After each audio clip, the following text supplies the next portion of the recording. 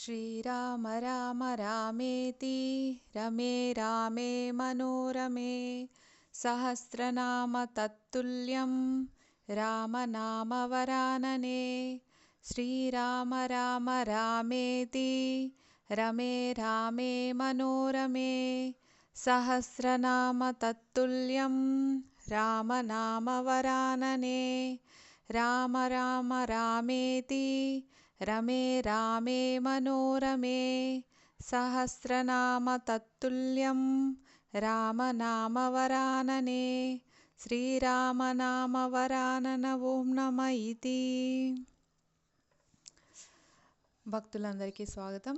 మనము నిన్న క్లాస్లో శ్రీరాముడు భరత లక్ష్మణ శత్రుఘ్నులతో కలిసి వశిష్ఠుని దగ్గర ఏ విధంగా విద్య నేర్చుకున్నాడు అనే విషయాల గురించి చాలా వివరంగా చెప్పుకొనున్నాం. ఆ విద్యలను ఏ విధంగా ధర్మబద్ధంగా ఉపయోగిస్తున్నారు, ఆ తర్వాత విశ్వామిత్రుడు రావడం, రాముడిని తనతో పాటు అడవికి పంపించమని యాగరక్షణ కోసమని అడగడం జరుగుతుంది. తర్వాత మొదట దశరథ మహారాజు పంపించడానికి వెనుకాడినా కూడా వశిష్ఠ మహాముని యొక్క వాక్యాలతో ఆయన సంతోషించి పంపించడం జరుగుతుంది. ఆ విధంగా వనానికి వెళ్ళిన తర్వాత అక్కడ వాళ్ళు ఏ విధంగా తన గురువైనటువంటి విశ్వామిత్రునితో నిద్రపోవడం జరిగింది అనే వరకు మనము చెప్పుకొనున్నాం. ఈరోజు అక్కడి నుంచి మనము కంటిన్యూ చేద్దాం. సో ఆ విధంగా తెల్లవారంగానే బ్రహ్మముహూర్తంలో విశ్వామిత్రుడు నిద్ర లేస్తారనమాట. లేచిన తర్వాత రాముని యొక్క నిద్రపోతున్నటువంటి రాముని యొక్క అందాన్ని చూసి ఆయన చాలా సంతోషిస్తాడు. రామ లక్ష్మణులు ఇద్దరు చాలా చక్కగా ఉన్నారు అని వాళ్ళను నిద్ర లేపడం కోసం ఆయన ఏ విధంగా నిద్ర లేపాడో కూడా మనం చెప్పుకున్నాం. కౌసల్య సుప్రజా రామ పూర్వా సంధ్యా ప్రవర్తతే ఉత్తిష్ట నరశార్ధూలం కర్తవ్యం దైవమాన్హికం అంటూ ఆయన నిద్ర లేపడం జరిగింది. సో ఇక్కడ కౌసల్య సుప్రజ రామ అని ఎందుకు అన్నారు? మరి దశరథుడి కొడుకు కదా, దశరథ సుప్రజ రామ అని ఎందుకు అనలేదు అని అంటే, చూడండి ఇక్కడ విశ్వామిత్రుడు తల్లికి ఉన్నటువంటి గొప్పతనాన్ని ఆయన గుర్తు చేస్తున్నాడు అనమాట. మామూలుగా అయితే వనానికి పంపించాలి అన్నప్పుడు తండ్రి కన్నా కూడా తల్లి ఇంకా అభ్యంతరం ఎక్కువ చెప్తుందన్నమాట, లేక కలిగినటువంటి కొడుకు కాబట్టి. కానీ కౌసల్య విశ్వామిత్రునితో పంపమన్నప్పుడు దశరథుడు చెప్పగానే ఒప్పేసుకునింది. తను నేను పంపను అనలేదు. అంతేకాకుండా కౌసల్యాదేవికి పుత్రులు జన్మించినప్పుడు దశరథ మహారాజు సుమిత్రను వివాహం చేసుకున్నాడు. సుమిత్రకు కూడా వివాహం సుమిత్రకు కూడా పుత్రులు జన్మించినప్పుడు మళ్ళీ కైకేయిని వివాహం చేసుకున్నాడు. తర్వాత కైకేయికి ఇచ్చినంతటువంటి ప్రాముఖ్యాన్ని కౌసల్యాదేవికి ఇవ్వలేదు. అయినా కూడా ఆమె ఎంతో సహనంతో ఉందన్నమాట. అలాంటి సహనమూర్తి అయినటువంటి కౌసల్యాదేవికి జన్మించాడు. అంతేకాకుండా సాక్షాత్తు శ్రీ మహావిష్ణువును, ఈ లోకాలంతటిని రక్షించేటువంటి మహావిష్ణువును తన కడుపున మోసినటువంటి గొప్ప భాగ్యశాలి కౌసల్యాదేవి. కాబట్టి కౌసల్య సుప్రజారామ అంటూ ఆయన నిద్ర లేపుతున్నాడనమాట. ఆ విధంగా రాముడు లక్ష్మణుడు కూడా ఇద్దరు లేచి వాళ్ళ యొక్క కాలకృత్యాలు తీర్చుకుని సంధ్యావందనం చేసుకున్న తర్వాత మళ్ళీ ముగ్గురు కలిసి నడుస్తూ ఉన్నారనమాట. అడవిలో నడుస్తూ వెళ్తూ ఒక ఆశ్రమాన్ని చేరుకున్నారు. అక్కడ ఆ ఆశ్రమాన్ని చూడంగానే మామూలుగా మనం కూడా పిల్లల్ని ఎక్కడికైనా బయటికి తీసుకెళ్ళామనుకోండి, వాళ్ళు చాలా ఉత్సాహంగా అడుగుతారనమాట, ఇదేంటి, ఇది ఎందుకుంది ఇక్కడ. అలాగే రాముడు కూడా చాలా ఉత్సాహంగా అడుగుతున్నాడు విశ్వామిత్రుణ్ణి, ఈ ఆశ్రమము ఎవరిది, ఇక్కడ ఎవరుంటారు అని రాముడు విశ్వామిత్రుడిని అడిగాడనమాట. అడిగితే అప్పుడు విశ్వామిత్రుడు చెప్తున్నారు, ఇక్కడ ఒకానొకప్పుడు పరమశివుడు తపస్సు చేసుకుంటున్నాడు. ఆయన తపస్సు చేసుకునేటప్పుడు ఆ తపస్సును భంగపరచడం కోసం మన్మధుడు బాణప్రయోగం చేశాడనమాట. అయితే దానికి కోపం వచ్చినటువంటి పరమశివుడు తన మూడవ కన్ను తెరిచినప్పుడు ఆ మన్మధుని యొక్క అంగాలు జారి కింద పడిపోయినాయి. ఆ విధంగా ఎక్కడైతే అతని అంగాలు జారి కింద పడినాయో ఆ ప్రదేశాన్ని అంగదేశము అని అంటారు. ఆ ప్రదేశము ఇదే. కాబట్టి ఇక్కడ అప్పుడు శివుడు ఉన్నప్పటి నుంచి శివుడిని సేవించినటువంటి మునులు, తపస్సులు, ఆ తరువాత కాలంలో మళ్ళీ ఆ తపస్సులను సేవించినటువంటి మునులు, మళ్ళీ వాళ్ళను సేవించినటువంటి శిష్యులు, ఇలా పరంపరగా ఇక్కడ ఈ ఆశ్రమంలో జరుగుతూ ఉంది. కాబట్టి వీళ్ళు సాక్షాత్తు పరమశివుని యొక్క దాసుల యొక్క దాసులు. కాబట్టి వీళ్ళు పవిత్రమైన వాళ్ళు. వీళ్ళెవ్వరికీ పాపం అనేదే లేదు. కాబట్టి ఇది చాలా గొప్ప ఆశ్రమము అని ఆయన వివరించడం జరుగుతుందన్నమాట. ఆ విధంగా ఆ విషయాన్ని తెలుసుకున్న తర్వాత వాళ్ళు కొంతసేపు అక్కడ విశ్రాంతి తీసుకుని మళ్ళీ ముందుకు నడిచారు. ముందుకు నడిచి మరి విశ్వామిత్రుడు వెళ్ళవలసినటువంటి ఆశ్రమానికి వెళ్ళాలంటే అక్కడ గంగా నదిని దాటాల్సి వచ్చిందనమాట. మరి గంగా నదిని దాటాలి అంటే వాళ్ళు పడవలో దాటుతున్నారు. ముగ్గురు కూడా పడవ ఎక్కి అవతల ఒడ్డుకు వెళ్తూ ఉన్నారు. వెళ్తూ ఉంటే నది మధ్య భాగంలోకి వచ్చినప్పుడు ఒక పెద్ద శబ్దం అవుతుందన్నమాట. నీళ్లు ఒక వైపు అంటే రెండు వ్యతిరేక దిశల నుంచి వచ్చి ఒక్కసారిగా కలిసినప్పుడు వచ్చేటువంటి పెద్ద శబ్దంతో అక్కడ నీళ్లు తిరుగుతున్నాయన్నమాట. ఆ శబ్దాన్ని విని రాముడు అడుగుతున్నాడనమాట, ఏంటి మహానుభావ ఇక్కడ ఇంత శబ్దం అవుతుంది అని అడుగుతారు. అడిగితే అప్పుడు విశ్వామిత్రుడు చెప్తున్నారనమాట, ఒకప్పుడు కైలాస పర్వతం మీద చతుర్ముఖ బ్రహ్మ తన మనసుతో ఒక సరస్సును సృష్టించాడు. ఆ సరస్సు తన మనసుతో సృష్టించాడు కాబట్టి దానికి మానస సరోవరం అని పేరు వచ్చింది.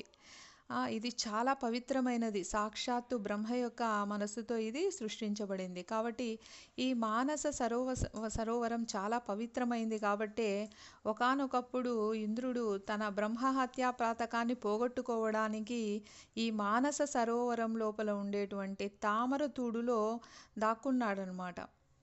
ఆ విధంగా అది ఇంత గొప్పది. మరి అలాంటి గొప్పదైనటువంటి మానస సరోవరంలో నుంచి ఒక నది పుట్టింది. ఇది ఆ సరోవరంలో నుంచి పుట్టింది కాబట్టి దీనికి సరయూ అని పేరు. ఆ పుట్టినటువంటి సరయూ నది అయోధ్య నగరానికి చుట్టూ కూడా ప్రవహిస్తూ ఉంది. ఆ విధంగా అది అయోధ్య నగరం చుట్టూ ప్రవహిస్తూ వచ్చి ఇక్కడ గంగా నది దగ్గర కలుస్తూ ఉందన్నమాట. ఎక్కడైతే ఈ గంగా నది ఈ సరయూ నది యొక్క జలాలు కలుస్తూ ఉన్నాయో అక్కడ ఈ శబ్దం అనేది పుడుతూ ఉంది అని చెప్తారనమాట. కాబట్టి ఇది చాలా పవిత్రమైన స్థలం, చాలా శక్తివంతమైన స్థలం. కాబట్టి రామా నువ్వు నమస్కారం చెయ్యి అని ఇక్కడ విశ్వామిత్రుడు రామునికి చెప్తున్నాడు. రామునికి చెప్తున్నాడు అంటే లక్ష్మణుడికి చెప్పడా అని కాదు. సో రామునికి చెప్తూ ఉంటే యథావిధిగా లక్ష్మణుడు కూడా అదే చేస్తూ ఉంటాడనమాట. ఇద్దరు అన్నదమ్ములు కూడా గురువు యొక్క వాక్యాన్ని అనుసరిస్తూ ఉంటారు. ఆ విధంగా నమస్కారం చేస్తారు. చూడండి, నదీ జలాలు అనేవి చాలా పవిత్రమైనవి అని మనకు ఇక్కడ రామాయణం నుంచి తెలుస్తూ ఉంది. మనం ఎక్కడికైనా వెళ్ళినప్పుడు, మనం ట్రైన్లో విజయవాడకు కానీ లేకపోతే ఎక్కడన్నా వెళ్తూ ఉన్నప్పుడు, మన దగ్గరలో ఉన్నటువంటి గండి క్షేత్రంలో అయినా వెళ్తూ ఉన్నప్పుడు మనకు కృష్ణా నది, పాపాగ్ని నది ఇవన్నీ కనిపిస్తూ ఉంటాయి. మనము అలా నదులు కనిపించినప్పుడు చేతులెత్తి నమస్కారం చేయాలన్నమాట ఆ నదీ జలాలకు. ఇప్పుడు పాపాగ్ని అంటే పాపాలను దగ్ధం చేసేటువంటి నది, అంత శక్తివంతమైన నది. కాబట్టి అలాంటి జలాలకు మనము మర్యాదపూర్వకంగా నమస్కారం చేసినప్పుడు వాటి యొక్క ఆశీర్వాదం మనకు ఖచ్చితంగా ఉంటుంది. దానివల్ల మనకు ఎలాంటి ఉత్పాతాలు అంటే ఆ నదులు పొంగి ప్రవహించడం, వరదలు ఎక్కువగా రాకుండా ఉండడం అలాంటివి కూడా ఉంటాయన్నమాట. కాబట్టి నదుల యొక్క పవిత్రతను కూడా మనం కాపాడాలి. ఎక్కడికైనా వెళ్ళినప్పుడు వాటిని మనం కలుషితం చేయకూడదు.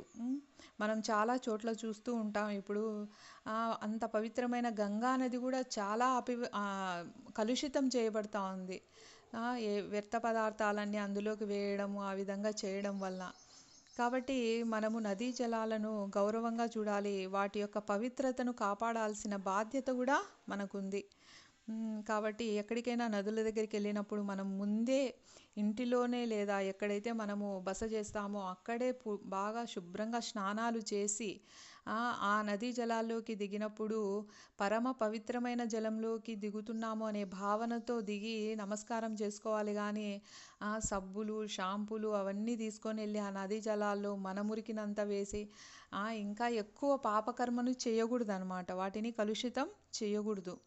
కాబట్టి ఈ విషయాలన్నీ మనకు రామాయణం చక్కగా వివరిస్తుంది. నదుల యొక్క పవిత్రతని ఇక్కడ చక్కగా చెప్పడం జరిగింది. తర్వాత గంగానదిని దాటారు వాళ్ళు. గంగానదిని దాటిన తర్వాత నడుస్తూ ఉన్నారు. అక్కడ పెద్ద అరణ్యం కనపడుతూ ఉంది. ఆ అరణ్యం ఎలా ఉందంటే చాలా నిర్మానుష్యంగా ఉందన్నమాట.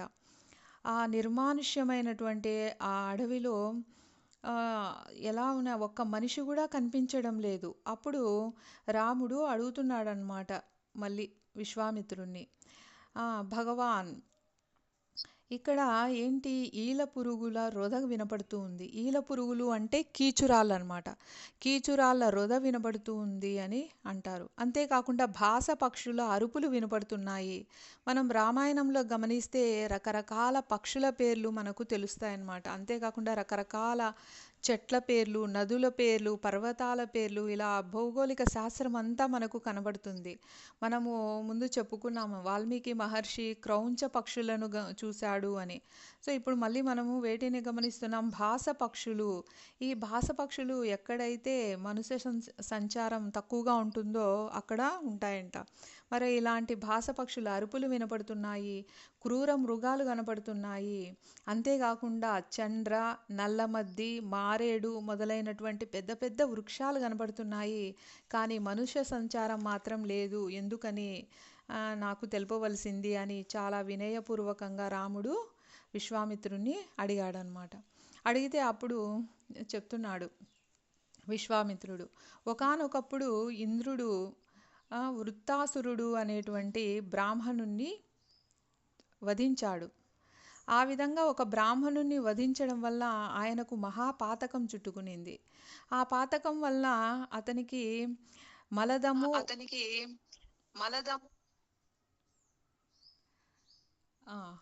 మలదము ప్రదోషము అనేటువంటి పాతకాలు వచ్చాయన్నమాట.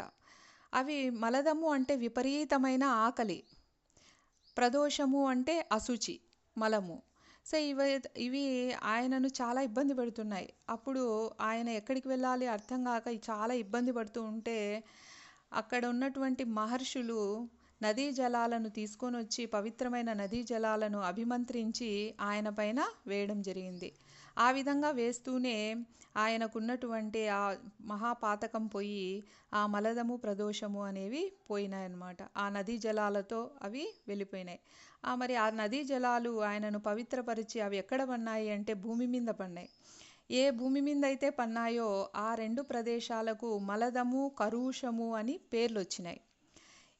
అప్పుడు ఇంద్రుడు చెప్తాడనమాట, నా యొక్క ఇబ్బందుల్ని మీరు తీసుకున్నారు. ఆ మలదము కరుషం అనే భూమి ఉంది కదా, ఆ ప్రాంతము పుచ్చుకునింది. కాబట్టి నా ఇబ్బందులను మీరు పుచ్చుకున్నారు కాబట్టి మీరు ఎప్పుడూ కూడా ఐశ్వర్యవంతంగా, ఫలవంతంగా, జనవంతంగా ఉండాలి. అంటే బాగా మంచి పంట పొలాలు ఉండాలి. తర్వాత జనాలందరూ కూడా ఇక్కడ బాగా ఆరోగ్యంగా జీవించాలి, ఐశ్వర్యంతో ఆనందంగా ఉండాలి అని ఆశీర్వదిస్తారు. ఆ ప్రదేశమే ఇది అని విశ్వామిత్రుడు రాముడికి చెప్తారనమాట. అయితే మరి ఇక్కడ ఎవరు లేరేంటి గురువుగారు అని అడుగుతారు. అప్పుడు ఆయన చెప్తున్నాడు, తాటక అనే ఒక రాక్షసి ఇక్కడికి వచ్చింది. ఆ తర్వాత కాలంలో తాటక అనే రాక్షసి వచ్చి మనుషుల్ని తినడం మొదలుపెట్టింది. ఆ తాటకి 1000 ఏనుగుల బలం ఉంది. 1000 ఏనుగుల బలం ఉన్నటువంటి ఒక యక్షిని ఆమెకు మారీచుడు అనే కొడుకు కూడా ఉన్నాడు అని విశ్వామిత్రుడు చెప్తాడు. చెప్తే అప్పుడు ఆ రాముడు అంతటితో వదిలేయలేదు. చూడండి, ఆయన చాలా శ్రద్ధగా వింటున్నాడు. కాబట్టి ఒక ప్రశ్న తర్వాత ఒక ప్రశ్న వేస్తున్నాడు. అదే శ్రద్ధ లేకపోతే ఏదో చెప్తే విని ఓకే అయిపోయింది అని అనుకుంటారు. కానీ ఇక్కడ ఆయన శ్రద్ధగా విని ఇంకా విషయాలు అడుగుతున్నాడు, తెలుసుకుంటున్నాడు కొత్త విషయాలు. మరి ఒక యక్షినికి ఇంత బలం ఎలా వచ్చింది, 1000 ఏనుగుల బలము ఎందుకు వచ్చింది అని మళ్ళీ రాముడు విశ్వామిత్రుణ్ణి అడుగుతాడనమాట.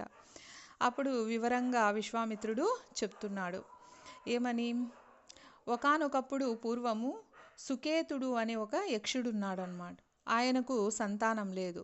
ఆయన సంతానం కోసం తపస్సు చేశాడు బ్రహ్మ గురించి. సో చాలామంది కూడా బ్రహ్మ గురించి తపస్సు చేస్తారు, ఆయన ఖచ్చితంగా వరం ఇస్తారు అని. అదేవిధంగా ఇక్కడ సుకేతుడు అనే యక్షుడు కూడా తపస్సు చేశాడు. తపస్సు చేస్తే బ్రహ్మ ప్రత్యక్షమయ్యారు. అప్పుడు సుకేతుడు అడుగుతున్నాడు, నాకు ఒక గొప్ప కొడుకు కావాలి, చాలా బలవంతుడుగా ఉండేటువంటి కొడుకు కావాలి అని అడుగుతారు. కానీ బ్రహ్మ అందుకు అది కుదరదు, కానీ నీకు ఒక పుత్రికనైతే నేను ప్రసాదించగలుగుతాను అని అంటారు. సరే అయితే పుత్రికనే ప్రసాదించమని సుకేతుడు అడుగుతాడు. అప్పుడు ఆ సుకేతునికి ఒక కూతురు పుడుతుంది. ఆ కూతురు ఆయన కోరుకున్నట్టుగా 1000 ఏనుగుల బలం ఉన్నటువంటి గొప్ప కూతురుగా తయారవుతుందన్నమాట.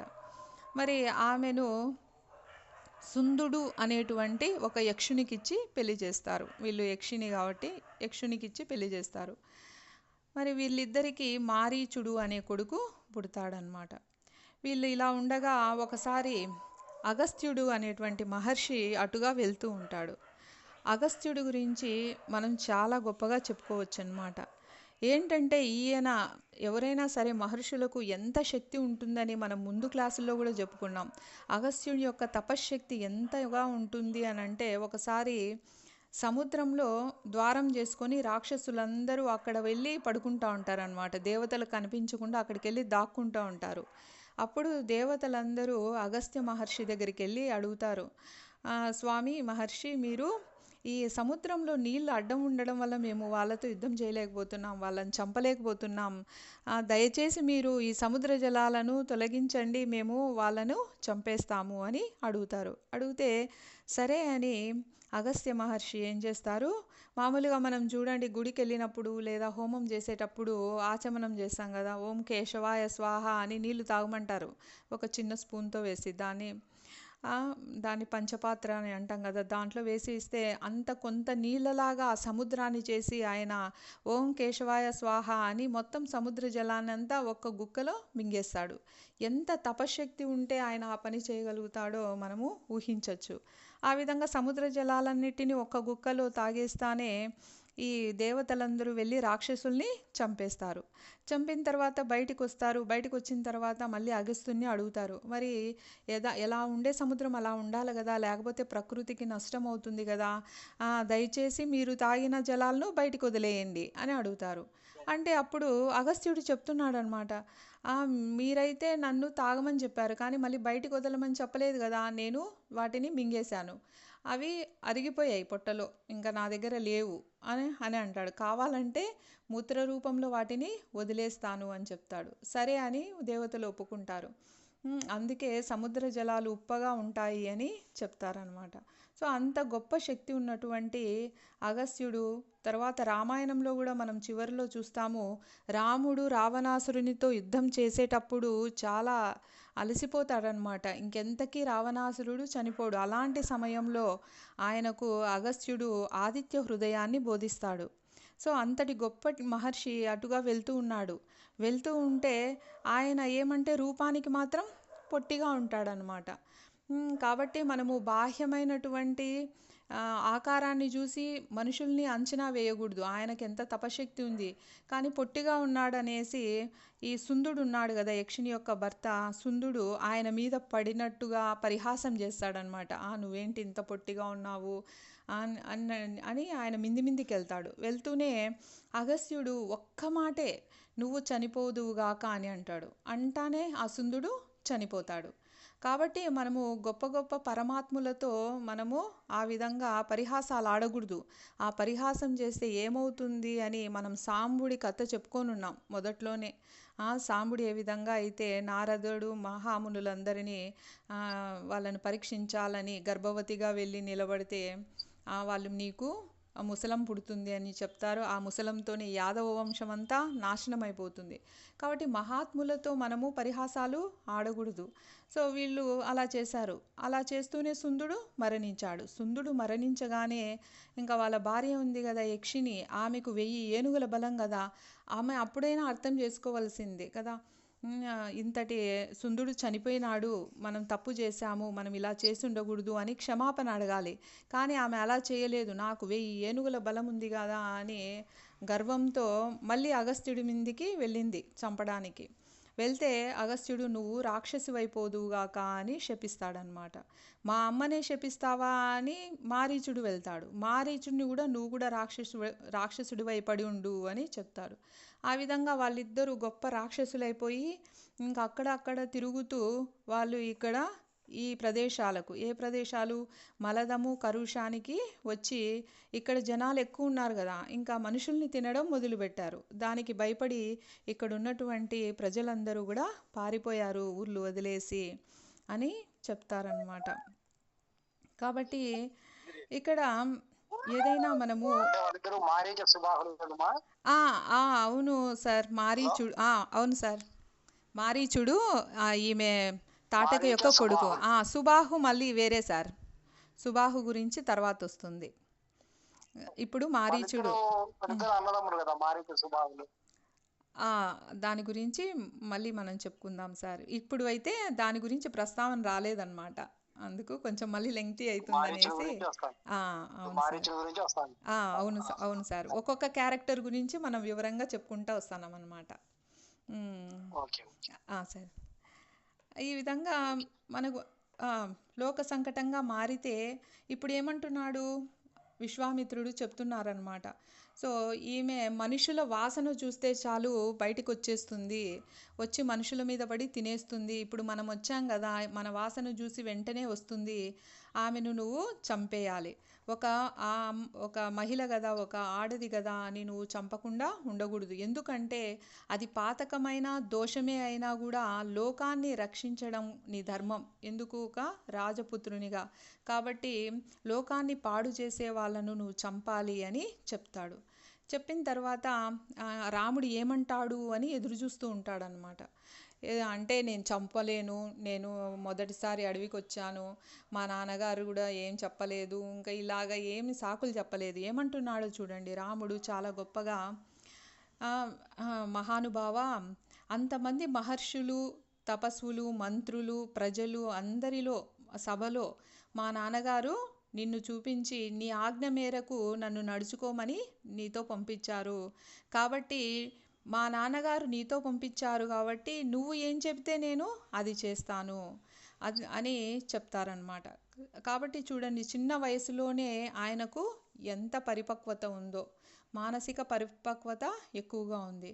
కాబట్టి ఎందుకు మరి ఆయన ఏం చెప్పినా కూడా ఈయన చేసేస్తాడు గుడ్డిగా అంటే, ఎందుకంటే విశ్వామిత్రుడు అన్ని ధర్మాలు తెలిసినవాడు అని ముందే చెప్పుకున్నాం. ఆయన గొప్ప మహర్షి, అన్ని అస్త్రశస్త్రాలు తెలిసినవాడు. కాబట్టి మళ్ళీ నేను నా సొంత బుద్ధితో ఆలోచించిన అవసరం లేదు, మీరు చెప్తే చాలు నేను రాక్షసిని నేను చంపేస్తాను అని అంటారనమాట. కాబట్టి ఇక్కడ ఎందుకు చంపుతున్నాడు రాముడు?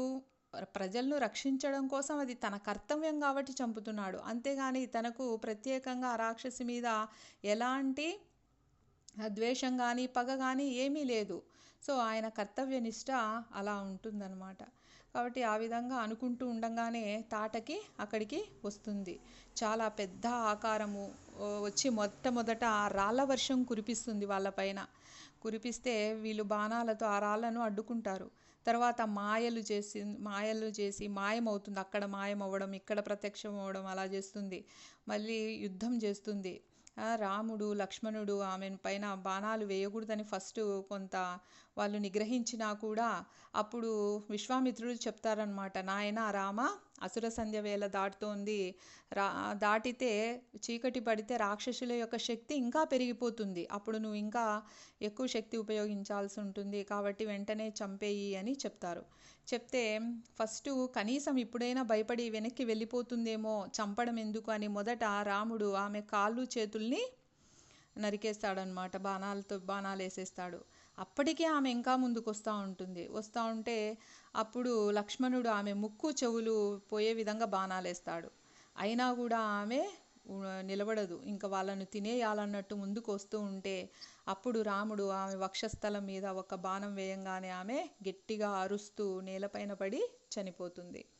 ఈ విధంగా చనిపో చనిపోతుందన్నమాట. చనిపోగానే చాలా అందరూ దేవతలు చాలా సంతోషిస్తారు.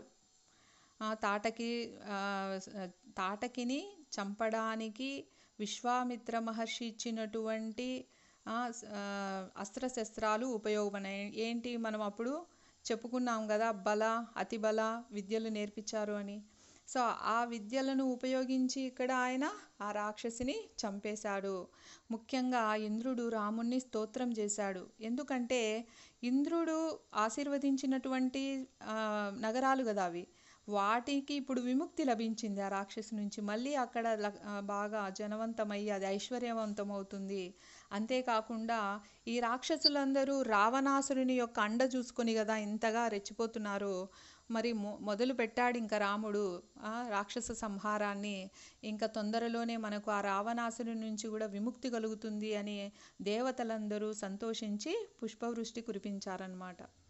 ఈ విధంగా చూడండి, భగవంతుడు ఏదైనా మనకిచ్చినారనుకోండి, అది మన అభ్యున్నతికి, పక్కన వాళ్ళ యొక్క ఉన్నతికి మనము ఉపయోగించాలి ఆ శక్తిని.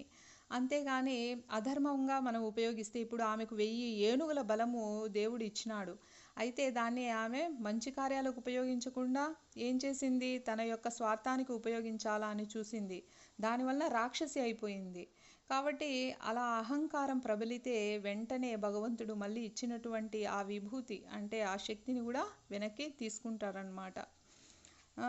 మనకు మామూలుగా మన జీవితంలో ఏదో ఒక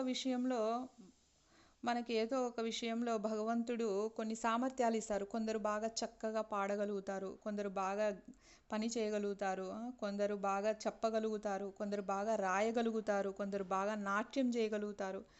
నేను చాలా గొప్పగా నాట్యం చేస్తాను, ఇంకా నన్ను మించినోళ్ళే లేరు అని మనము గర్వపడినామనుకోండి, ఆ భగవంతుడికి అప్పుడే అర్థమవుతుందన్నమాట. ఆ గర్వాన్ని నిగ్రహించే విధంగా తర్వాత వాళ్ళకు ఆ సన్నివేశాలు ఎదురవుతాయి. కాబట్టి మనం ఏదైనా సరే, మన దగ్గర ఒక సామర్థ్యం ఉంది, ఒక ప్రావీణ్యం ఉంది అంటే దాన్ని మనము పక్కన వాళ్ళ యొక్క మంచికి కానీ లేదా భగవంతుని సేవలో కానీ ఉపయోగించాలి, కానీ దాన్ని మనము దుర్వినియోగం చేయకూడదు. దీని గురించి మనం మాట్లాడుతుంటే నాకు ఒక విషయం బాగా గుర్తొస్తుంది. ఈ మధ్య మిరాయి అని ఒక సినిమా వచ్చింది కదా, అందరూ పిల్లలు చూసి ఉంటారు. దాంట్లో అక్కడ ఉన్నటువంటి ప్రతినాయకుడు ఏం చేస్తాడు, తను ఎన్నో విద్యలు నేర్చుకుంటాడనమాట. నేర్చుకొని ప్రజలందరినీ హింసిస్తూ ఉంటాడు. ఎవరైనా చూడకపోతే తర్వాత ఒకసారి గమనించండి. ఆ విధంగా చేయడం వల్ల ఏమవుతుంది, తన శక్తి అంతా నాశనం అయ్యే విధంగా తర్వాత ఈ సినిమాలో ఉన్నటువంటి నాయకుడు అంటే హీరో వస్తాడు. హీరో వచ్చినప్పుడు ప్రతి ఒక్కరూ అక్కడ అగస్త్యుడు అనే పాత్రను కూడా చూపించాడనమాట ఆ సినిమాలో. సో మనం ఏదైనా మంచి చేయాలి అని మొదలు పెడితే సాక్షాత్తు దేవతలే వివిధ రూపాలలో వచ్చి మనకి సహాయం చేసి ఇంకా ఆ కార్యము నిర్విఘ్నంగా కొనసాగడం కోసం వాళ్ళు మనకు సహాయం చేస్తారు. అక్కడ ఆ సినిమాలో కూడా అగస్త్యుడు పాత్రలో వచ్చినటువంటి వ్యక్తి ఆ నాయకునికి, ఆ హీరోకు మిరాయి అని ఒక దండాన్ని ఇస్తాడనమాట ప్రతినాయకుడిని చంపడం కోసమని. కాబట్టి ఆ విధంగా ఏదైనా మనం మంచి చేస్తూ వెళ్తూ ఉంటే దానికి తగినట్టుగా మనకు మన జీవితంలో సంఘటనలు కూడా మనకు అనుకూలంగా జరుగుతూ ఉంటాయి. ఎప్పుడైతే మనము దాన్ని ప్రజల యొక్క వినాశనానికి, మన యొక్క స్వార్థానికి, ఇంద్రియ భోగానికి ఉపయోగించుకుంటూ వస్తామో అది నిదానంగా ఏమవుతుందంటే వాళ్ళ నాశనానికే దారి తీస్తుంది. ఈ విషయాన్ని అందరూ గుర్తుపెట్టుకొని మనం జాగ్రత్తగా నడుచుకోవాలన్నమాట. కాబట్టి ఇక్కడ చూడండి, చాలామంది పూజలు చేస్తూ ఉంటారు. మరి ఈ పూజ అనేది లేదా తపస్సు అనేది ఒక మనిషి యొక్క మనస్సును మార్చుకోవడానికి దారి తీయాలి తప్ప, మనసు మారనంత వరకు మనం ఎన్ని పూజలు చేసినా, ఎంత తపస్సు చేసినా దానివల్ల మనకి ఎలాంటి ఉపయోగము ఉండదు. అదంతా సమయం వృధా అవుతుంది అంతవరకే, కానీ మనకు ఎలాంటి ఉపయోగము ఉండదు. సో మనం ఎందుకు అసలు పూజ చేస్తాము? మనం పూజా మందిరంలోకి వెళ్ళి ఒక గంట సేపు లేదా ఒక అర్ధగంట సేపు గడిపినాము అని అంటే, ఆ గంట సేపు అయిపోయిన తర్వాత మిగిలిన 23 గంటలు మనము అధర్మంగా అధర్మంగా ప్రవర్తించినామంటే దానికి ఎలాంటి ఉపయోగం ఉండదు. సో మనము ఆ గంట సేపు ఏదైతే సాధన చేస్తామో, మనసులో భగవంతుని వైపుకు అడుగులు వేస్తాము, ధర్మం వైపుకు అడుగులు వేస్తాము అని మనం ఆలోచిస్తామో, అది మన మిగిలిన 23 గంటలలో ఆ ఉపాసన అనేది మనల్ని నడిపించేట్టుగా మనము ప్రవర్తించాలన్నమాట. కాబట్టి కేవలం పూజలు చేసేసి అంతా ఇంకా మిగతా అంత అధర్మంగా నడుచుకోవడం అనేది అది మంచి విషయం కాదు. కాబట్టి ఇక్కడ ఒకవేళ మీరు చాలా పూజలు చేసి తపస్సులు చేసి ఏదైనా దేవతలు మీకు ఇచ్చారనుకోండి, ఇచ్చినా కూడా ఆ వరాలు అనేవి ఎక్కువ రోజులు ఉండవు. ఇప్పుడు ఒక పిల్లవాడు ఉన్నాడు అనుకోండి, వాడికి తెలియదు, ఒక గాజు బొమ్మ కావాలని ఒకటే ఏడుస్తున్నాడు అనుకోండి, అప్పుడు మనం ఇంకా వాడిని ఎక్కువ ఏడిపించలేక ఏం చేస్తాం, ఆ గాజు బొమ్మను వాని చేతిలో పెడతాం. అలాగ దేవతలు కూడా మనం ఒకటే అడుగుతూ ఉంటే వాళ్ళు కూడా ఇస్తారు. కానీ మనం గాజు బొమ్మను ఇచ్చిన తర్వాత ఇంకా ఆడుకోనిలే అని పక్కకి వెళ్ళిపోతామా? వెళ్ళిపోం. మళ్ళీ ఏం చేస్తాం, నాన్న ఇది చూడు, ఈ ఖర్జూరం చూడు ఎంత తీయగా ఉందో, ఈ బిస్కెట్ చూడు, ఈ చాక్లెట్ చూడు అని ఏదో ఒకటి వాని ఆలోచనలను మరల్చి ఆ బొమ్మ మీద నుంచి జాగ్రత్తగా తీసి దాన్ని పక్కన ఎత్తిపెట్టేస్తామన్నమాట, కనిపించకుండా. అలాగే ఇక్కడ కూడా మనం అనవసరంగా కోరికలు కోరినప్పుడు ఇంకా మన పూజలు, మన తపస్సు, ఆ శక్తికి ఇంకా వాళ్ళు ఇవ్వాల్సి వస్తుంది. దేవతలకు వరాలు ఇవ్వడమే వాళ్ళ పని, వాళ్ళు ఇస్తారు. కానీ ఎప్పుడైతే అది అధర్మంగా వీళ్ళు వాడుతున్నారు అని తెలిసినప్పుడు నిదానంగా వాళ్ళు అది ఏం చేస్తే వానికి ఆ శక్తి పోతుంది అని ఆ సంఘటనలు వచ్చే విధంగా చేసి ఆ విభూతిని అంటే వానికి ఆ శక్తిని తీసేస్తారనమాట. కాబట్టి ఆ విషయాన్నే మనం ఈ రామాయణంలో బాగా గమనిస్తాం, రావణాసురుని విషయంలో. ఆ విధంగా మనం ఎప్పుడూ కూడా మంచి విషయాల కోసమే మన శక్తి సామర్థ్యాలను ఉపయోగించాలి. తర్వాత ఇప్పుడు విశ్వామిత్రుడు, అక్కడ విశ్వామిత్రుడు, రామ లక్ష్మణులు ఉన్నారు. మరి వాళ్ళను చూసి దేవతలందరూ కూడా విశ్వామిత్రుని మనస్సులో కొన్ని ఆలోచన, అంటే వాళ్ళు ఇండైరెక్ట్గా చెప్తున్నారనమాట, పరోక్షంగా. ఏమని అంటే, ఓ మహర్షి విశ్వామిత్ర, నువ్వు ఇచ్చినటువంటి ఆ అతిబల విద్యలను ఉపయోగించి రాముడు ఇంత చక్కగా ఒక రాక్షసిని తాటకను సంహరించాడు. కాబట్టి నువ్వు ఇచ్చిన విద్య ఇతను దాన్ని సార్థకత చేశాడు. కాబట్టి నువ్వేం చేస్తావంటే, నీ దగ్గర ఆయన ప్రపంచంలోనే లోకంలోనే ఎవ్వరికీ లేనన్ని అస్త్ర విద్యలు తెలుసు కదా విశ్వామిత్రునికి. కాబట్టి నీ విద్యలన్నీ నువ్వు రామునికి మీరు ఇవ్వండి. అలా ఇస్తే ఏమవుతుంది, మేమందరము కూడా ఈ రావణాసురుని చెర నుంచి తప్పించుకునే మార్గము రాముడు మాకు చూపిస్తాడు అని మానసికంగా, అంటే ఆ విధంగా ఆయన మనస్సులో ప్రచోదనమయ్యేటట్టుగా దేవతలు వేడుకుంటారనమాట.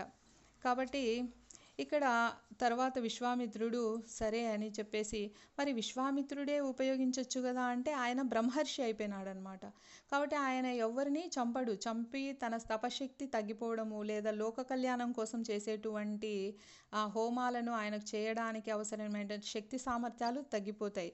అంతేకాకుండా ఆయన బ్రహ్మర్షి కాబట్టి అందరినీ సమదృష్టితో చూస్తాడు, రాక్షసులైనా, పేదవాళ్ళైనా, రాజులైనా, బ్రాహ్మణులైనా. కాబట్టి అనవసరంగా ఎవరి మీద ఆయన శస్త్రాలను ప్రయోగించరనమాట. కాబట్టి ఇంకా నువ్వు ఎలాగో ప్రయోగించవు కదా, ఇంకా రామునికి ఇచ్చేసేయి అని వాళ్ళు అడుగుతారు.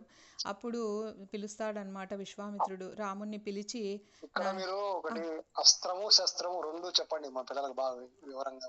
ఓకే సార్, ఇప్పుడు చెప్తాను సార్. అప్పుడు రాముడు రాముణ్ణి పిలిచి, నాయన కూర్చో, నేను నీకు కావాల్సినటువంటి అస్త్ర విద్యలు అన్నీ ఇస్తాను అని. ఇక్కడ సార్ అస్త్ర విద్యలు అని అంటే మంత్రంతో పనిచేసేవన్నమాట. అంటే ఇప్పుడు చూడండి, మనము ఒక గడ్డి పరకను తీసుకొనైనా సరే ఆ మంత్రాన్ని అభిమంత్రించి మంత్రాన్ని చెప్పి ఆ గడ్డి పరకను విసిరామనుకోండి, ఎవరిని వెళ్ళి నాశనం చేయమంటే నాశనం చేస్తుంది. అంటే ఈ అస్త్రాలు అనేటివి మన కంటికి కనిపించవన్నమాట, అవి మంత్రంతో పని చేస్తాయి. కానీ శస్త్రాలు అలా కాదు, పరికరాలు అంటే గద, ఖడ్గము, ధనుస్సు, బాణాలు, విల్లు, ఇలాంటి వాటిని శస్త్రాలు అని అంటారు. అది సార్ తేడా. అర్థమైందా సార్? మంత్ర విద్యతో అంటే మానసికంగా మనం మంత్రాలు చదివి ప్రయోగిస్తే వాటిని అస్త్ర విద్యలు అంటారు. ఈ మంత్రాలు కూడా చూడండి ఎన్ని రకాలు ఉన్నాయో. సో అస్త్ర విద్యలలో దండచక్రం, కాలచక్రం, ధర్మచక్రం, విష్ణు చక్రం, ఇలాంటివి ఇంద్రాస్త్రం, వజ్రాస్త్రం, మహాస్త్రం, బ్రహ్మాస్త్రం, తర్వాత బ్రహ్మ శిరోనామకాస్త్రం, మహాశూలం, ఐషికాస్త్రం, బ్రహ్మాస్త్రం, ఇలాంటివి చాలా అస్త్రాలు ఉన్నాయన్నమాట. అంటే నాగాస్త్రం. నాగాస్త్రం. ఈ అస్త్రాలకు సంబంధించిన మంత్రం చదివినప్పుడు ఏమవుతుందంటే, ఇప్పుడు బ్రహ్మ శిరోనామకాస్త్రం అంటే ఆ మంత్రాన్ని చదివినప్పుడు బ్రహ్మగారి యొక్క తేజస్సు వలన ఆయన ఇండైరెక్ట్గా ఆయన ద్వారా అవతల పని జరిగిపోతుందన్నమాట. అవతల వాళ్ళని సంహరించడమైనా, వాళ్ళని నిర్బంధించడమైనా అలాగా. నాగాస్త్రము అంటే నాగశక్తి వలన జరుగుతుంది. ఇలా ఒక్కొక్క అస్త్రానికి ఒక్కొక్క దేవత అధినాయకుడిగా ఉంటారనమాట. అలాంటి వాటిని మనము అస్త్ర విద్యలు అని అంటాం. కానీ శస్త్రాలంటే అది రాముడే ప్రయోగించాలి. బాణం వేయాలంటే రాముడు వేస్తాడనమాట. గదతో యుద్ధం చేయడమైనా, లేకపోతే ఖడ్గం తీసుకొని చంపడమైనా, ఇవి శస్త్రాలు. ఆ శస్త్రాలకు కూడా విపరీతమైన శక్తి ఉంటుంది. అవి కూడా చాలా పవిత్రమైనవి. అలాంటి శస్త్రాలలో మనం గమనిస్తే మోదకి, శిఖరి అని గొప్ప గదలు ఉన్నాయన్నమాట. అలాగే కాకుండా నందనం అనే ఖడ్గం కూడా ఉంది. మనము అన్నమయ్య సినిమాలో కూడా నందనందనం అనే ఒక ఖడ్గం కూడా రావడం గమనిస్తాం. ఆ పాటలో కూడా అట్లా ఖడ్గం పేరు నందనందనం అనమాట. సో ఈ విధంగా ధర్మపాశం, కాలపాశం, వరుణాస్త్రం, నారాయణాస్త్రం, వాయువ్యాస్త్రం, ముసలం, కాపాలం, దారుణాస్త్రం, ఇలా అనేకమైనటువంటి శక్తులు. చూడండి, ఈ పేర్లు గుర్తుపెట్టుకోవడానికే మనకు చాలా కష్టమవుతుంది. కానీ ఒక్కొక్క అస్త్రానికి కొన్ని అభిమంత్రించాల్సిన మంత్రాలు ఉంటాయన్నమాట. ఆ మంత్రాలన్నిటినీ కూడా ఆయన ధారపోస్తాడు రాముడికి.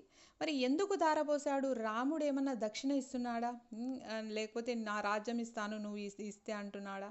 అదేమీ కాదు. ఏదైనా ఒక మంచి పనికి ఒకరు ఉపయోగపడతారు అని అంటే వాళ్ళకు ఎలాంటి విద్యలు లేదా ఎలాంటివి సమకూరిస్తే ఇంకా ఉన్నతికి చేరుకుంటారు అని గురువులకు తెలుస్తుందన్నమాట. భగవంతునికి తెలుస్తుంది. వాళ్ళు ఆ విధంగా ఇవ్వడం జరుగుతుంది. కాబట్టి ఇక్కడ ఇవన్నీ ఇవ్వడం వల్ల ఇంకా లోక కళ్యాణానికి రాముడు ప్రయత్నిస్తాడు అని చెప్పి ఇక్కడ విశ్వామిత్రుడు ఇస్తున్నాడు. అంతేగాని ఎవరికంటే వాళ్ళకు ఇవ్వడు. చూడండి, ఆ కాలంలో ఏదైనా విద్యలు ఇవ్వాలంటే వాళ్ళ అర్హతను బట్టి, అంటే వాళ్ళకి ఏదైనా ఇస్తే వీళ్ళు మంచికి ఉపయోగిస్తారా, చెడుకు ఉపయోగిస్తారా అని పరీక్షించేవాళ్ళు. అందుకే గురుకులంలో శిష్యుల్ని చేర్చుకోవడం అంటే అంత సులభమైన విషయం కాదు. వాళ్ళు గురువుకు ఎన్నో పరిచర్యలు చేసేవాళ్ళు. చాలా రోజుల వరకు అసలు గురువు వాళ్ళకి ఏమీ నేర్పించేవాడు కాదు. అంటే ఆయన ఏమన్నా శాడిస్టా, వీళ్ళతో పని చేయించుకుంటున్నాడా అని అట్లా కాదు. అసలు వాళ్ళకి ఎంత సహనం ఉంది, వాళ్ళకు ఎంత నిజాయితీ ఉంది అని వాళ్ళ యొక్క గుణాలను పరిశీలించడం కోసం వాళ్ళు అలా కొన్ని సంవత్సరాల తరబడి కూడా వాళ్ళకు మంత్రోపదేశం అనేది చేసేవాళ్ళు కాదు. ఎందుకంటే అర్హతను బట్టే, పాత్రను బట్టే దానం చేయాలి.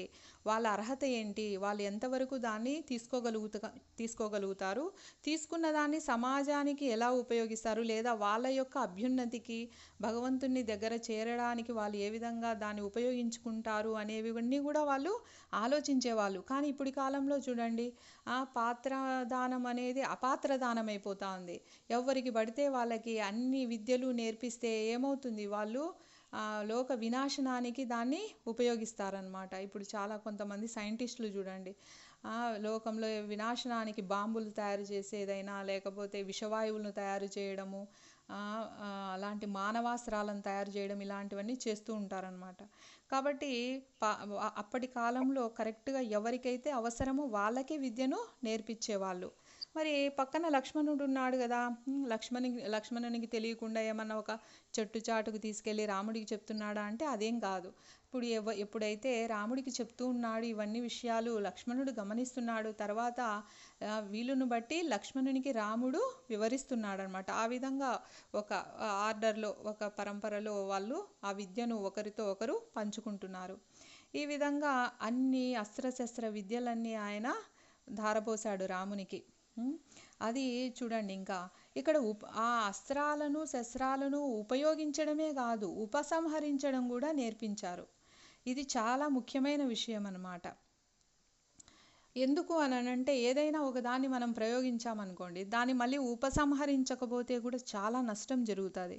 దీనికోసం మీకు సరదాగా ఒక చిన్న కథ చెప్తాను. ఒకసారి ఇద్దరు అన్నదమ్ములు ఉంటారు.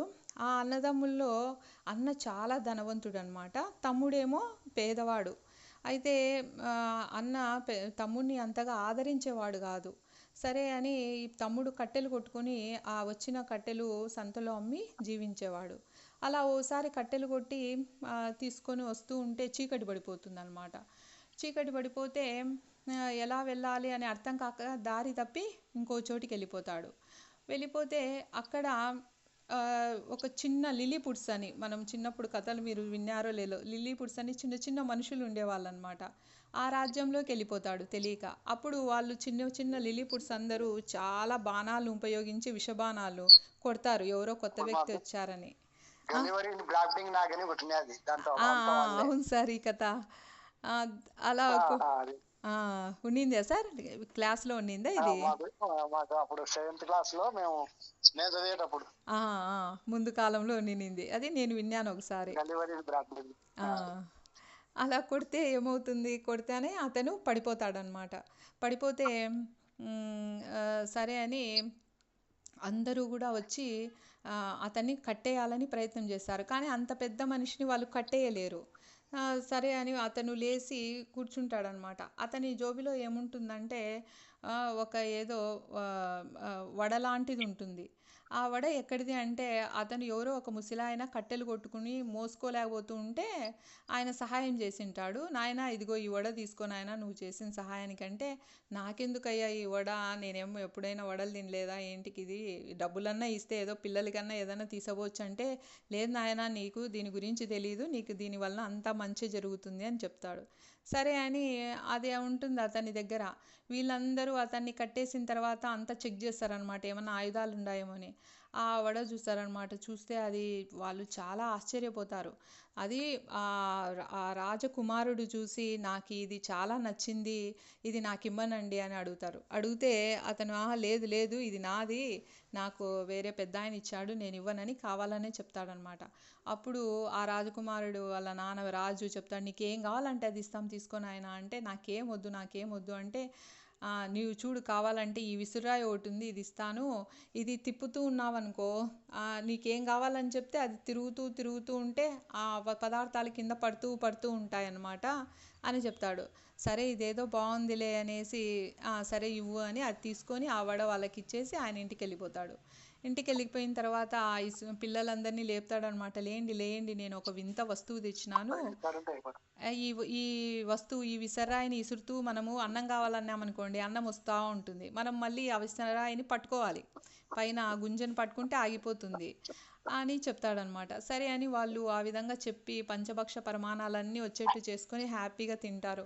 తర్వాత డబ్బులు వచ్చేటట్టు చేసుకొని పెద్ద ఇల్లు కట్టుకుంటారు. ఈ విషయాలన్నీ గమనించిన వాళ్ళన్నా, ఏంటబ్బా నా తమ్ముడు ఉన్నట్టుండి ఇంత గొప్పవాడైపోయినాడు, ఇంత ధనవంతుడైపోయినాడే అని ఒకసారి వచ్చి రహస్యంగా చూస్తాడనమాట. అప్పుడు వాళ్ళ తమ్ముడు ఏమంటాడు, ఆ డబ్బులు రావాలి అని ఆ ఇసురాయిని తిప్పింటాడు. ఆ డబ్బులు పడతా ఉంటాయన్నమాట. అమ్మో ఇదేందో చాలా వింత వస్తువు ఉంది, దీన్ని నేను తీసుకెళ్ళాలి వీళ్ళకి తెలియకుండా అని వాళ్ళ తమ్ముడు ఏదో పని మీద ఊరికి వెళ్ళినప్పుడు వాళ్ళ ఇంటికి వెళ్ళి దొంగతనంగా దాన్ని తెచ్చేసుకుంటాడనమాట. తెచ్చుకొని ఇంక ఈడే ఉంటే ఊర్లో అందరికీ తెలిసిపోతుంది, ముఖ్యంగా మా తమ్ముడికి తెలుస్తుంది నా దగ్గర ఉండే వస్తువు మా అన్న తీసుకెళ్ళినాడని. అని రాత్రి ఊరు వదిలి వెళ్ళిపోదామని ఉన్నటువంటి ఆస్తిని అంతటిని వదిలేసి అది తీసుకొని బయలుదేరి వాళ్ళ భార్య ఆయన సముద్రం దాటి వెళ్ళిపోవాలని వెళ్తూ ఉంటారనమాట పడవలో. వెళ్తూ ఉంటే అన్నీ తెచ్చుకున్నారు కానీ వాళ్ళు భోజనం చేసేకి ఉప్పు లేదనేసి ఆయన ఏం చేస్తాడంటే, ఇసురాయింది కదా, మనం ఉప్పే కదా కావాల్సింది అని ఇట్లా ఇసరడం మొదలు పెడతాడనమాట. ఉప్పు రాలుతూ ఉంటుంది కానీ అది తిప్పడం అయితే చూసినాడు వాళ్ళ తమ్ముడు, కానీ ఆపడం చూడలేదు. మరి ఎట్లా ఆపాలో అర్థమే కాదు అతనికి, అది స్పీడ్గా తిరుగుతూ ఉంటుంది, దాన్ని గుంజ పట్టుకోవాలని అతనికి తెలియదు. ఆ ఉప్పుతోనే ఆ పడవంతా నిండిపోయి మునిగిపోయి వాళ్ళిద్దరూ ఆ నీళ్ళల్లో మునిగి చనిపోతారనమాట. కాబట్టి ఏదైనా ఉపయోగించినాము అంటే దాన్ని ఎట్లా ఉపసంహరించాలా అనే దానికి కూడా ఇది ఒక చిన్న కథ కథ జనరల్గా మనం ఒక అర్థమయ్యే విధంగా ఉంటుందని దీన్ని చెప్పినాను. సో ఆ విధంగా మనం గమనిస్తుంటాం. ఇంకొక దాంట్లో కూడా మీరు అలీబాబా 40 దొంగల సినిమాలో కూడా వాళ్ళ అన్న గుహలోకి వెళ్తాడు, కానీ బయటకు వచ్చేకి మంత్రం మర్చిపోతాడు. అప్పుడు దొంగలు వచ్చి వాడిని పట్టుకుంటారు. ఆ విధంగా రకరకాలు మనం చూస్తూ ఉంటాం. ఏదైనా ఒకటి ఉపయోగిస్తే మళ్ళీ దాన్ని ఉపసంహరించేది కూడా తెలుసుకొని ఉండాలి. సో ఆ విధంగా ఉపసంహరించడం కూడా రెండు కూడా నేర్పుతున్నారనమాట. సరే, అయితే ఇంకా అప్పుడు అన్ని అస్త్రశస్త్ర విద్యలు రాముడు తెలుసుకున్నాడు. ఇంకా వెంటనే దేవతలందరూ చాలా సంతోషపడి అక్కడ ప్రత్యక్షమవుతారనమాట. ఎందుకంటే ఆ అస్త్ర విద్యలన్నింటికి అధిపతులు వాళ్ళే కాబట్టి అక్కడ ప్రత్యక్షమయ్యి రామునితో అడుగుతారనమాట. రామ, ఇప్పుడు మమ్మల్ని ఏం చేయమంటావు అని అడుగుతారు. ఎందుకంటే ఇప్పుడు మా మంత్రరూపంగా మేమందరము నీకు అధీనులమై ఉన్నాం కాబట్టి మమ్మల్ని ఏం చేయమంటావు అంటాం అని అడుగుతాడు. అడిగితే ఆయన ఏదో మనలాంటి వాళ్ళు అయితే ఏం చేస్తారా, ఓసారి టెస్ట్ చేసి చూద్దాం, ఈ దర్భ తీసుకొని అట్లా విసిరేస్తాను, అది మండుతుందో లేదో చూద్దాం, లేకపోతే ఆ జింక చచ్చిపోతుందో లేదో చూద్దామని ఆయన ఏం టెస్ట్ చేయలేదన్నమాట. చూడండి ఎంత సంస్కారవంతంగా ఉన్నాడు రాముడు. ఆయన ఏమని చెప్తున్నాడంటే, మీరు నా యందు స్మరణ రూపంలో ఉండండి. అంటే మీ శక్తులన్నిటినీ నాలో, అంటే మీరు బయటికి కనిపించకుండా మీ శక్తుల రూపంలో నాలో ఉండండి. ఎప్పుడైతే లోక కళ్యాణం కోసం నేను ప్రయత్నం చేస్తానో, లేదా ఏదైనా ధర్మకార్యం కోసం ప్రయత్నం చేస్తానో, అప్పుడు నేను తలుచుకున్నప్పుడు మీరు నా స్ఫురణలోకి వచ్చేయండి అని చెప్తాడనమాట. అప్పుడు దేవతలందరూ సంతోషిస్తారు.